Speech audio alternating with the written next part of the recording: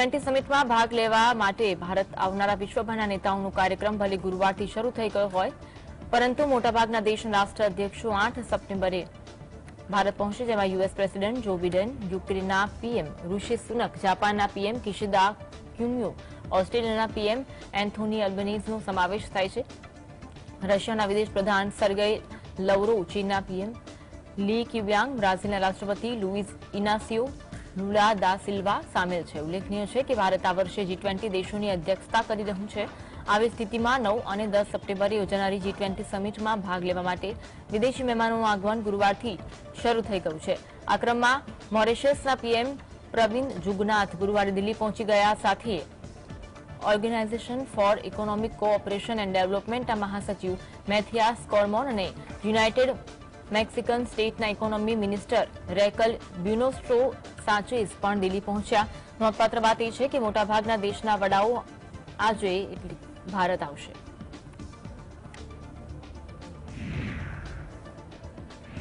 G20 બેઠકમાં સામેલ થવા માટે G20 દેશોના વડાઓના આગમનથી દિલ્હીમાં શરૂઆત થઈ, ત્યારે આર્જેન્ટિનાના રાષ્ટ્રપતિ અલ્બર્ટ ફર્નાન્ડીઝ પણ રાજધાની દિલ્હી પહોંચ્યા. વિશેષ વિમાન દ્વારા દિલ્હી પહોંચેલા અલ્બર્ટ ફર્નાન્ડીઝનું સ્વાગત કરાયું. આર્જેન્ટિના ભારત પાસેથી હથિયાર ખરીદવા ઇચ્છુક છે. તેની નજર ભારતને સૌથી પાવરફુલ બ્રહ્મોસ મિસાઇલ પર રહેલી છે. આ ઉપરાંત આર્જેન્ટિના ભારત પાસેથી તેજસ વિમાન ખરીદવા પર પણ પ્લાન બનાવી રહ્યું હોવાનું મનાય છે.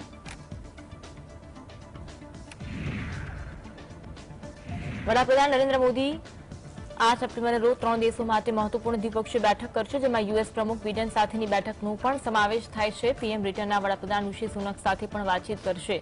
યુએસ પ્રમુખ જો બાઇડન 8 સપ્ટેમ્બરે સાંજે દ્વિપક્ષીય વાટાઘાટો કરશે, જેમાં ભારત યુએસ વ્યાપક વૈશ્વિક અને વ્યૂહાત્મક ભાગીદારી વધુ મજબૂત કરવા પર ભાર મૂકવામાં આવશે. બંને નેતાઓ સ્વચ્છ ઉર્જા, વેપાર, ઉચ્ચ ટેકનોલોજી, સંરક્ષણ જેવા ક્ષેત્રોમાં ચાલી રહેલા દ્વિપક્ષીય સહયોગની સમીક્ષા કરે તેવી અપેક્ષા. આ સાથે તેઓ વિશ્વના કેટલાક ગંભીર પડકારોનો સામનો કરવામાં બંને દેશો કેવી રીતે યોગદાન આપી શકે તે અંગે પણ ચર્ચા કરી શકે છે.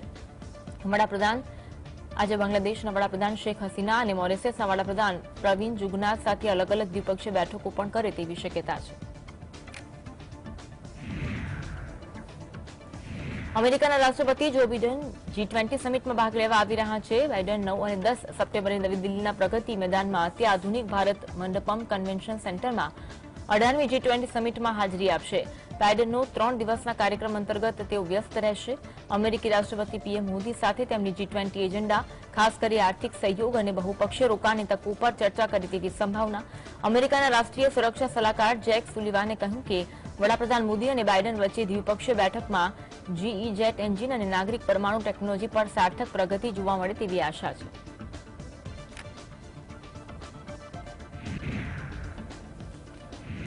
G20માં આવેલા યુએસ સ્ટેટ ડિપાર્ટમેન્ટના પ્રવક્તા માર્ગરેટ મેકલિયોડે બીજા દેશોના પ્રતિનિધિ અંગે નિવેદન આપ્યું. તેમણે કહ્યું કે દેશોએ નક્કી કરવાનું છે કે તેઓ કયા પ્રતિનિધિને મોકલવા માંગે છે.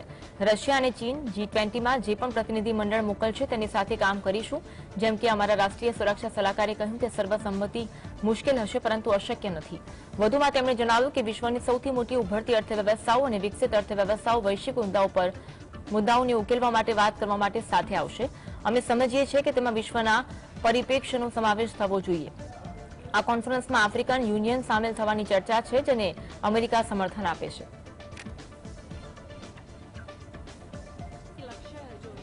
वो बेसिकली जो हम आर्थिक समस्या से निपटना चाहते हैं, जिनमें से वैश्विक गुर्बत और हम कैसे अंतर्राष्ट्रीय मालियाती संस्थाओं को और वसाइल दे सकते हैं, क्योंकि उनके infrastructure loans sustainable, accountable, transparent है और हम वैसे टूल्स जो प्रूवन है हम उसको और बढ़ाना चाहते हैं. फिर हम वो पोषण की सुरक्षित जो यूक्रेन पर रूस का हमला असर पड़ रहे हैं वो कितने कम कर सकते हैं, ताकि वैश्विक मंदी पर अनाज की कमी और किल्लत, महंगाई और नहीं बढ़ा. लेकिन मैं ये नहीं कहूँगी कि नामुमकिन है. हम कोशिश करेंगे कि हम अग्रीमेंट मिले. G20 સમિટ માટે અમેરિકી રાષ્ટ્રપતિ જો બાઇડનની ભારત મુલાકાત પહેલા અમેરિકાને મોટી ભેટ આપી. ભારતે 2019માં અમેરિકાના લગભગ અડધા ડઝન ઉત્પાદનો પર લાદેલી વધારાની ડ્યુટી હટાવી દીધી. અમેરિકાએ ભારતના કેટલીક સ્ટીલ અને એલ્યુમિનિયમ પ્રોડક્ટો પર ટેરિફ વધારી હતી, જેના જવાબમાં ભારતે પણ વધારાની ડ્યુટી લાદી હતી. જો કે જો બિડેન ભારત આવે તે પહેલા ભારતે 12 અમેરિકી ઉત્પાદનો પર વધારાની લાદેલી ટેરિફ હટાવી. આ ઉત્પાદનોમાં ચણા, મસૂર દાળ, સફરજન, છાલવાળી અખરોટ, તાજી અથવા સુકેલી બદામ તેમજ છાલવાળી બદામનો સમાવેશ થાય છે.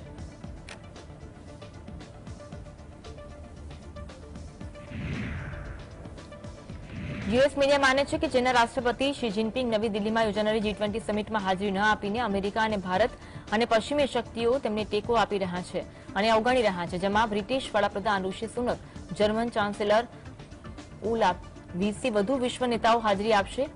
રકુલ્સ, ફ્રાન્સના પ્રમુખ ઇમેન્યુઅલ મેક્રોન અને ઓસ્ટ્રેલિયન વડાપ્રધાન એન્થોની અલ્બનીઝ સહિતના હાજરી આપશે. જિનપિંગે તેમના વડાપ્રધાન લી કિયાંગને મોકલ્યા છે. યુએસ મીડિયાના એક વિભાગે જણાવ્યું કે નવી દિલ્હીમાં આગામી સમિટ માટે 24/7 સૈનિક કવરેજ પર હોવા છતાં શી જિનપિંગ તેમની ગેરહાજરીને કારણે ભારત અને વિદેશમાં ઘણું ધ્યાન ખેંચી રહ્યા હતા. રિપોર્ટમાં કહેવામાં આવ્યું છે કે તેમની ગેરહાજરી પૃથ્વી પરના બે સૌથી મોટા દેશો વચ્ચેના સંબંધો પર એક નવો પરિપ્રેક્ષ્ય આપે છે. શી જિનપિંગ 23 ઓગસ્ટે બ્રિક્સ સમિટ દરમિયાન જોહાનિસબર્ગમાં મોદીને મળ્યા હતા. પ્રખ્યાત યુએસ સાપ્તાહિક ન્યૂઝવીકે G20 પર એક વિશેષ અહેવાલમાં જણાવ્યું કે ઘણા પશ્ચિમી મીડિયા ગૃહો દ્વારા ટાંકવામાં આવેલા ઘણા અનામી સ્ત્રોતો અનુસાર શ્રી નવી દિલ્હીમાં G20 સમિટને છોડવાની યોજના બનાવી રહ્યા છે. દિલ્હીના G20 કોન્ફરન્સ માટે મહેમાનોના આગમનની પ્રક્રિયા શરૂ થઈ ગઈ, જેને જોતા કેદારનાથ ધામની હેલિકોપ્ટર સેવા બંધ કરી દેવામાં આવી અને G20 કોન્ફરન્સ માટે તમામ હેલિકોપ્ટરને દિલ્હી બોલાવવામાં આવ્યા. હાલમાં કેદારનાથ ધામમાં 8 હેલિકોપ્ટર કંપનીઓ તેમની સેવા પૂરી પાડે છે. હવે તેની હિલી સર્વિસ G20 માટે બુક કરવામાં આવી. દેશની રાજધાની દિલ્હી G20 સમિટ 2023 માટે સંપૂર્ણ રીતે તૈયાર છે. ભારત 9 અને 10 સપ્ટેમ્બરે આ કોન્ફરન્સનું આયોજન કરશે, જેની તૈયારીઓ લગભગ પૂર્ણ થઈ ગઈ છે, જેની ઉત્તરાખંડના કેદારનાથ ધામમાં જોવા મળી. ઉત્તરાખંડના ગઢવાલ રેન્જના આઈજી KS નાગન્યાલે જણાવ્યું હતું કે જે મુસાફરોએ 7 થી 11 સપ્ટેમ્બર સુધી હેલિકોપ્ટર સેવા બુક કરાવી હતી તેઓ 11મી પછી હેલિકોપ્ટરથી કેદારનાથ ધામ સુધી જઈ શકશે.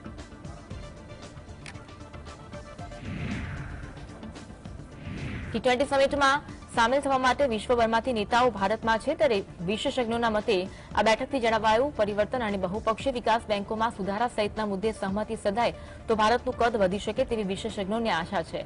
G20 બેઠક પહેલા વ્હાઇટ હાઉસ તરફથી એક નિવેદન પણ આવી ચૂક્યું છે. અમેરિકા ઈચ્છે છે કે G20 દેશ બહુવિપક્ષીય વિકાસ બેંકોને આંતરરાષ્ટ્રીય મુદ્રાકોષ અને વિશ્વ બેંકની તર્જ પર વ્યાપક આકાર આપવા મદદ કરે.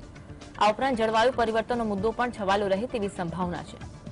G20માં દેશ દુનિયાની 85% GDP અને 80% કાર્બન ઉત્સર્જન માટે જવાબદાર છે.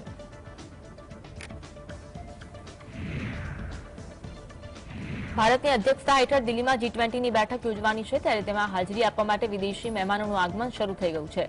પીએમ મોદીએ G20 યજમાની અને વૈશ્વિક મુદ્દાઓને લઈ એક લેખ લખ્યો. પીએમ મોદીએ ગ્લોબલ સાઉથના દેશમાંથી તેમના મંતવ્ય અને અનુભવો જણાવવામાં એક મહત્વપૂર્ણ પ્રયાસ કર્યો. G20 સમૂહમાં આફ્રિકન યુનિયનને પણ સામેલ કરવામાં આવી શકે છે.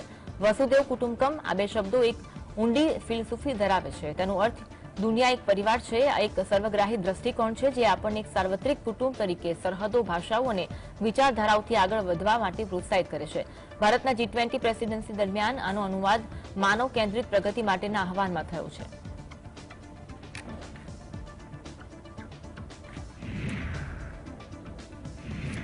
ભારત યુએસ પાસેથી હાઈટ્રેક ડ્રોન ખરીદવાની પ્રક્રિયા શરૂ કરી અને 31 MQ-9B રિમોટલી પાયલોટેડ એરક્રાફ્ટ સિસ્ટમ માટે વોશિંગ્ટને વિનંતીનો પત્ર જાહેર કર્યો, જે બાબતથી પરિચિત અધિકારીઓએ નામ ન આપવાની શરતે શુક્રવારે જણાવ્યું કે અધિકારીઓએ પત્રમાં 30 સેવાઓની જરૂરિયાતો, સાધનોની વિગતો અને પ્રાપ્તિની શરતોનો ઉલ્લેખ છે. ભારતની સંરક્ષણ એક્ઝિબિશન કાઉન્સિલ દેશની સર્વોચ્ચ શસ્ત્રો પ્રાપ્તિ સંસ્થા 15 જૂનના રોજ General Atomics high altitude long endurance drone ખરીદવા માટે તેની જરૂરિયાતની સ્વીકૃતિ આપી હતી. ભારતીય નૌકાદળને 15 ડ્રોન મળશે અને ભારતીય સેના અને ભારતીય વાયુસેનાને 8 ડ્રોન ફાળવવામાં આવશે. જનરલ એટોમિક્સે ભારતને $3.07 બિલિયનમાં ઓફર કર્યા છે, જે વાટાઘાટોને આધીન છે. ડ્રોનની અંદાજિત કિંમતમાં શસ્ત્રો, sensor, ground control station, ground data terminal, ground handling સાધનો, સ્પેર અને લોજિસ્ટિક સપોર્ટનો સમાવેશ થાય છે. ભારતમાં એસેમ્બલ થવા માટે બહુમુખી પ્લેટફોર્મ અને તેના ઓનબોર્ડ હથિયારો વડે લક્ષ્યો પર પ્રહાર કરવાની ક્ષમતા ધરાવે છે. તેનો ઉપયોગ ગુપ્ત માહિતી સર્વેલન્સ અને રિકોન્સન્સ માટે કરવામાં આવશે.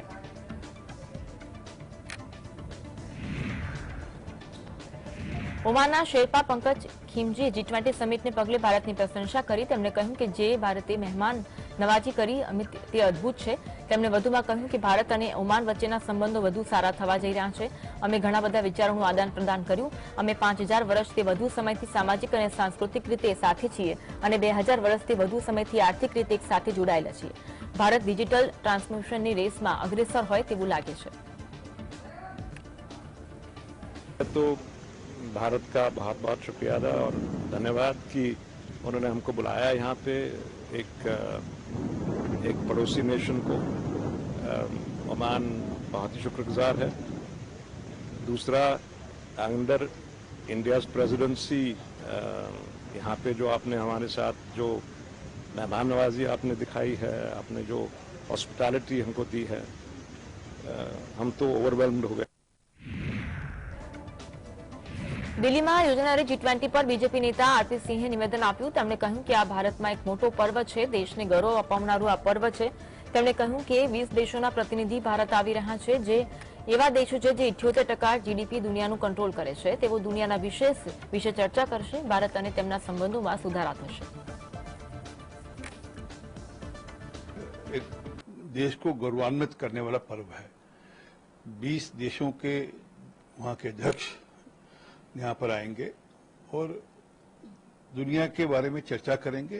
दुनिया को आगे कैसे लेकर जाना है उसकी चर्चा करेंगे. 78% जीडीपी दुनिया का ये देश कंट्रोल करते हैं और उसमें अमेरिका के राष्ट्रपति भी आ रहे हैं, फ्रांस के राष्ट्रपति भी आ रहे हैं और बाकी देशों के प्रधानमंत्री और राष्ट्रपति भी आ रहे हैं. इससे बड़ा पर्व हो नहीं सकता और ये भारत के लिए एक मौका होगा कि हिंदुस्तान की कल्चर, हिंदुस्तान की संस्कृति को शोकेस करने का भी. G20 સમિટને પગલે કેન્દ્રીય મંત્રી પ્રહલાદસિંહ પટેલે કહ્યું છે કે G20 ઉત્સવ શરૂ થઈ ગયો છે. વડાપ્રધાન દ્વારા આપવામાં આવેલા એજન્ડા G20 બેઠક માટે એક આદર્શ મોડેલ છે. તેમણે વસુદેવ કુટુંબકમનું સૂત્ર આપ્યું છે. એક પૃથ્વી, એક પરિવાર, એક રાષ્ટ્ર, અતિથિ દેવો ભવની પરંપરાનું પાલન કરવામાં આવ્યું છે. G20ના પ્રયોગે ભારતની વિશ્વસનીયતા વધારી છે.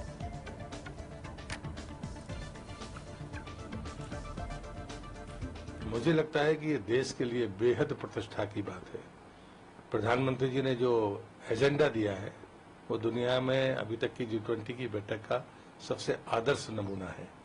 कि वसुदेव कुटुंबकम का स्लोगन है, one earth, one family, one future. सामान्यतः लोग एक बिंदु पर बात करते थे. अब एक नया विजन के साथ हमने अपना काम किया. આર્થિક સહકાર અને વિકાસ સંગઠનના G20ના શેરપાએ G20 અંગે નિવેદન આપતા કહ્યું કે ઇન્ડિયા વિશ્વ માટે એક અદભુત હોસ્ટ છે. ભારતે વૈશ્વિક અર્થતંત્રની નિર્ણાયક ક્ષણે રાષ્ટ્રપતિ પદ સંભાળ્યું, જેમાં આપણને ટકાઉ સ્થિતિસ્થાપક વૃદ્ધિની જરૂર છે. ભારત 2007થી OECDનું મુખ્ય ભાગીદાર છે. OECD ભારત સાથે ખૂબ જ સઘન રીતે કામ કરી રહ્યું છે. અમે ભારતના G20 પ્રમુખ પદને ઘણું સમર્થન કરીએ છીએ. ભારત OECDનું એક મહત્વપૂર્ણ ભાગીદાર છે. India is a fantastic host for the world. India is taking the G20 presidency at a crucial moment of the global economy, in which we need sustainable, resilient growth. We need to tackle inflation. We need to have new approaches on climate change to tackle the climate crisis. And the fourth point would be that we need to also tackle the sustainable development goals. We're halfway through, and we need to have another emphasis. Delhi G20 summit માટે તૈયાર છે, જેને પગલે ઇવેન્ટમાં ભાગ લેવા માટે વિશ્વભરમાંથી મહાનુભાવો દિલ્હી પહોંચવા લાગ્યા છે. જો કે આ અંગે મોટા સમાચાર એ છે કે પૂર્વ વડાપ્રધાન મનમોહનસિંહ અને HD દેવેગૌડાને પણ G20 સમિટના ડિનરમાં હાજરી આપવા માટે આમંત્રણ આપવામાં આવ્યું છે. આ બંને નેતાઓ ડિનરમાં હાજરી આપે તેવી શક્યતા છે, પરંતુ સોનિયા ગાંધી અને મલ્લિકાર્જુન ખડગેને આમંત્રણ આપવામાં આવ્યું નથી. તમને જણાવી દઈએ કે અમેરિકી રાષ્ટ્રપતિ જો બિડેન, બ્રિટિશ વડાપ્રધાન Rishi Sunak, Saudi crown prince Mohammed bin Salman, કેનેડાના વડાપ્રધાન જસ્ટિન ટ્રુડો અને જાપાનના વડાપ્રધાન ફુમિયો કિશિદાને અગ્રણી નેતાઓમાં સામેલ છે, જેઓ આયોજિત G20 સમિટમાં ભાગ લેશે. રાજધાનીમાં યોજાનારી G20ની બેઠકને લઈ નેશનલ કોન્ફરન્સના ઉપાધ્યક્ષ અમર અબ્દુલ્લાએ કેન્દ્ર સરકાર પર નિશાન સાધ્યું. કહ્યું કે આના પહેલા પણ ઘણા દેશોમાં G20ની બેઠકો થઈ છે અને હવે તે દિલ્હીમાં યોજાવાની છે. તેમણે કહ્યું કે બીજા દેશોના નેતાઓ આવશે અને દેશના એક ખૂણાને જોશે, તેના પર પોતાની પ્રતિક્રિયા આપી પાછા જતા રહેશે. તેમણે કહ્યું કે કંઈ નહીં તો દિલ્હીને G20 માટે તૈયાર કરવામાં જે કરોડો રૂપિયાનો ખર્ચ થયો છે, તેનાથી દિલ્હીવાસીઓને થોડી રાહત મળી જશે. मैं कुछ नहीं देख रहा हूँ ना G20 का क्या करना है ना G20, ये बाकी मुल्कों ने भी किया है, इसके बाद और मुल्क भी करेंगे। आए हैं, देखेंगे दिल्ली का एक छोटा सा कोना और वापस चले जाएंगे। कम से कम इस बहाने दिल्ली में जो मैंने पढ़ा कोई 4,200 करोड़ खर्च हुए हैं सिर्फ दिल्ली को G20 के लिए तैयार करने के लिए। चलिए, और कुछ नहीं तो दिल्ली के रहने वालों को इस थोड़े से पैसे का तो कुछ ना कुछ फायदा तो मिलना चाहिए। G20 કોન્ફરન્સ પહેલા તિબેટિયન સમુદાય ચીન સરકાર સામે વિરોધ પ્રદર્શન કરવા જઈ રહ્યું છે। એક તરફ જ્યાં દિલ્હીમાં G20 કોન્ફરન્સની તૈયારીઓ પૂરજોશમાં ચાલી રહી છે, પહેલીવાર નથી જ્યારે તિબેટિયન સમુદાયના લોકો ચીનનો વિરોધ કરી રહ્યા હોય। તિબેટિયન સમુદાયના લોકોએ વિરોધ પ્રદર્શન કરવા માટે દિલ્હી પોલીસ પાસે પરવાનગી માંગી છે, જેનો સંપૂર્ણ વિડીયો પણ સામે આવ્યો હતો।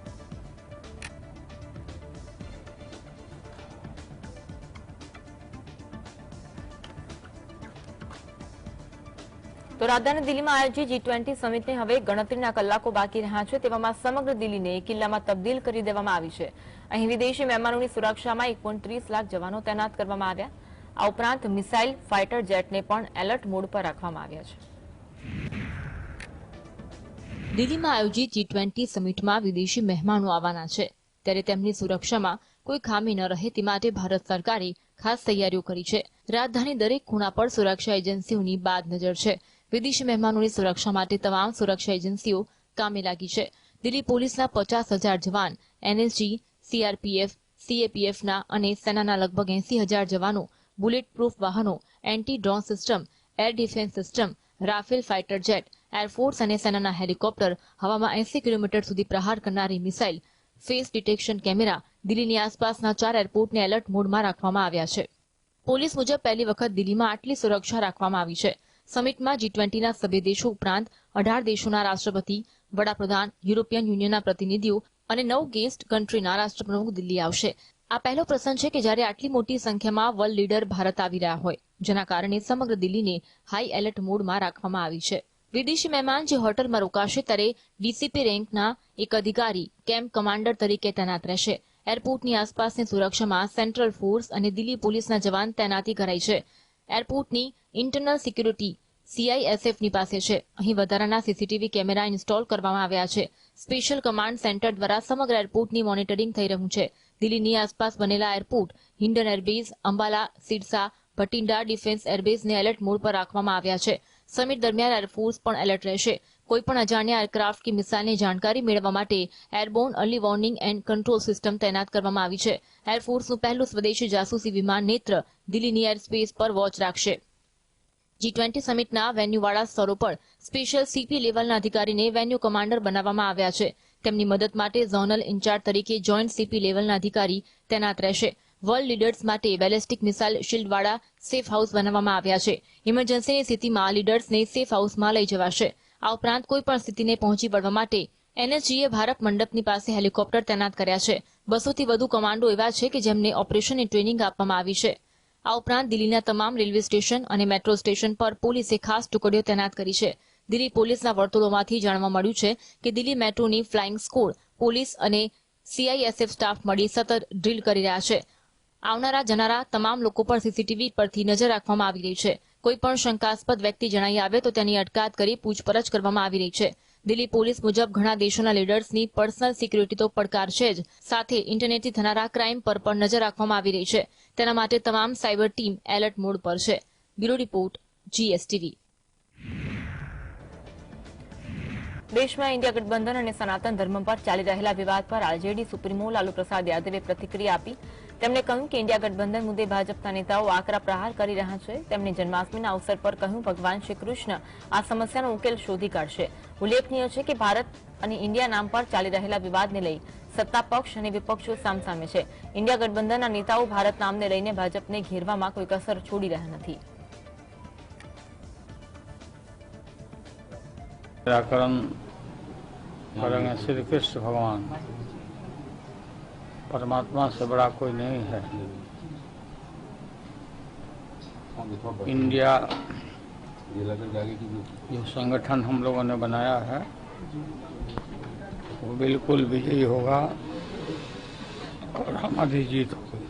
चलो। ડીએમકેના નેતા ઉદયનિધિ સ્ટાલિને સનાતન ધર્મ વિશે કરેલી ટિપ્પણીનો વિવાદ હજુ શાંત થયો નથી. આ વિશે પ્રતિક્રિયા આપતા કેન્દ્રીય મંત્રી સ્મૃતિ ઈરાનીએ કહ્યું કે સનાતન ધર્મને પડકારનારા લોકો સુધી આ અવાજ પહોંચવો જોઈએ કે જ્યાં સુધી ભક્તો જીવિત છે ત્યાં સુધી કોઈ તેમના ધર્મને પડકારી શકશે નહીં. આ પહેલા પીએમ મોદીએ મંત્રી પરિષદની બેઠકમાં પ્રધાનોને સનાતન ધર્મ વિશે કરાયેલી ટિપ્પણી પર તથ્ય સાથે યોગ્ય જવાબ આપવા જણાવ્યું હતું. આ પહેલા કેન્દ્રીય ગૃહમંત્રી અમિત શાહ સહિત ઘણા મોટા નેતાઓએ ઇન્ડિયા ગઠબંધનના નેતાના નિવેદનનો વિરોધ કર્યો હતો. તમિલનાડુના મુખ્યમંત્રી એમ કે સ્ટાલિનના પુત્ર ઉદયનિધિએ એક કાર્યક્રમ દરમિયાન સનાતન ધર્મને ખતમ કરવાની વાત કરી હતી. ये भी सत्य है कि आज कुछ ऐसे लोग हैं जो हमारे सनातन धर्म को चुनौती देते हैं कि नेस्तो नाबूद कर देंगे. आज अगर यहाँ का वो नजारा देखते तो उन्हें समझ आता कि प्रभु जो कहते हैं संभवामि युगे युगे, ये वो भक्त हैं जो हर युग में धर्म को, आस्था को और आस्था के हर प्रतीक को जीवित रखते हैं.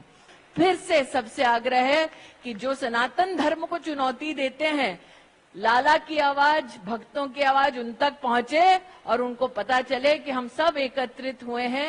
इस दिव्य दर्शन के माध्यम से हम सब पुनः कहते हैं कृष्ण कन्हैया लाल की.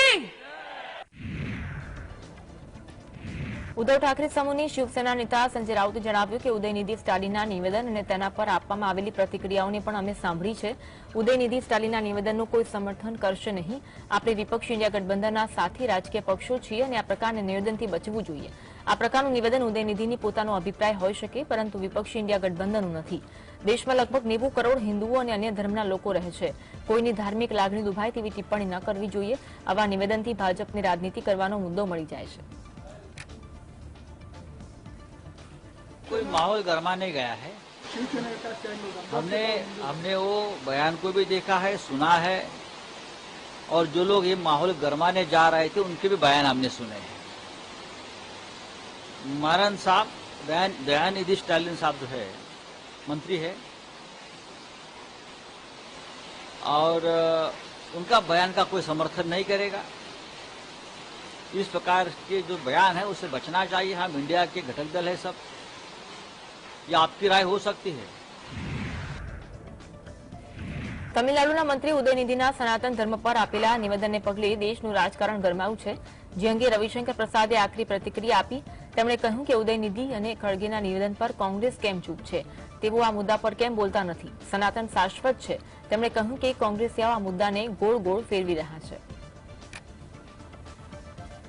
सनातन धर्म को तो भारत के मूल संविधान में सम्मान दिया गया. अब ये कांग्रेस के नेता जो बोलते हैं या खरगे जी बोलते हैं, सोनिया गांधी, राहुल गांधी चुप क्यों है? क्यों नहीं जवाब देते हैं कि सनातन का सम्मान करते हैं, नहीं करते हैं? क्यों गृह मंत्री कर्नाटक इस तरह की बात करते हैं? क्यों उनका पूरा वक्तव्य घोलमोल होता है? सनातन शाश्वत है और इस सनातन में कोई किसी परिवार में पैदा हुआ, किसी समुदाय में पैदा हुआ. शबरी मां तो भीलनी राजकुमारी थी. प्रभु राम ने उनके जूठे पैर खाए. वाल्मीकि क्या थे?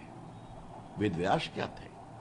उनकी मां तो आप जानते हैं किस समाज से आती थी. फिर भी वेद की रचना वाल्मीकि, वेद गुरु रविदास क्या थे? તમિલનાડુના મુખ્યમંત્રી એમ કે સ્ટાલિનના દીકરા ઉદયનિધિ સ્ટાલિનના સનાતન ધર્મને લઈને અપાયેલા કથિત વિવાદિત નિવેદન પર સતત વિવાદ વધી રહ્યું છે. ભાજપ નેતાઓ સહિત કેટલાક લોકો વિરોધ કરી રહ્યા છે. આ બાબતે ઉદયનિધિએ સ્પષ્ટતા કરી. તેમણે ભાજપના નેતાઓ પર તેમના નિવેદનને તોડી મરોડીને રજૂ કરવાનો આરોપ લગાવ્યો અને આ સંબંધમાં તમામ મામલાઓનો કાયદાકીય રીતે સામનો કરવાની તૈયારી દર્શાવી. ઉદયનિધિએ કહ્યું કે મોદી એન્ડ કંપની ધ્યાન ભટકાવવા માટે સનાતન ચાલનો ઉપયોગ કરી રહી છે.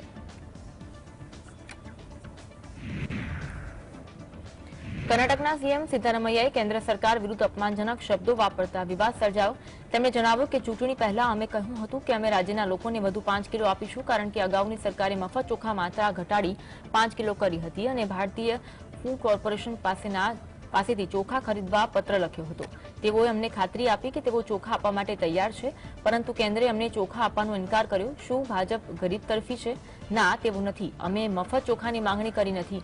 અમે તેના માટે ચૂકવણી કરવા તૈયાર હતા. અમે ચોખા માટે 36 રૂપિયા પ્રતિ કિલો ચૂકવવા તૈયાર હતા. તેઓ કેટલા નીચ છે, તેઓ ગરીબ વિરોધી છે.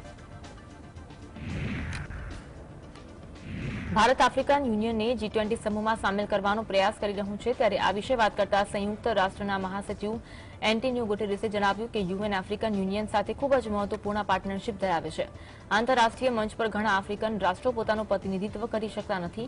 આંતરરાષ્ટ્રીય સંસ્થાઓની જ્યારે સ્થાપના કરવામાં આવી ત્યારે ખૂબ ઓછા આફ્રિકન રાષ્ટ્રો સ્વતંત્રતા હતા। આફ્રિકન રાષ્ટ્રોનું આંતરરાષ્ટ્રીય સ્તરે પ્રતિનિધિત્વ વધે તેના અમે ઘણા પ્રયાસ કરી રહ્યા છે। અમને આશા છે કે આફ્રિકન યુનિયનની સુરક્ષા પરિષદના કાયમી સભ્ય તરીકે સામેલ કરવામાં આવે। આફ્રિકન યુનિયનને G20 માં સામેલ કરાશે ત્યારે અમને ખૂબ જ ખુશી થશે। The African continent had few independent countries.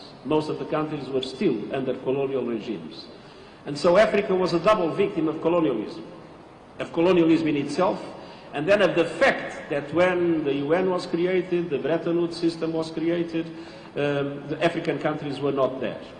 So that is why I'm strongly supportive of the presence of an African country, at least as a permanent member of the Security Council, that I consider it essential to reform the Bretton Woods system for Africa to have a stronger participation, and of course I would be very happy to see the African Union as a member of the G20.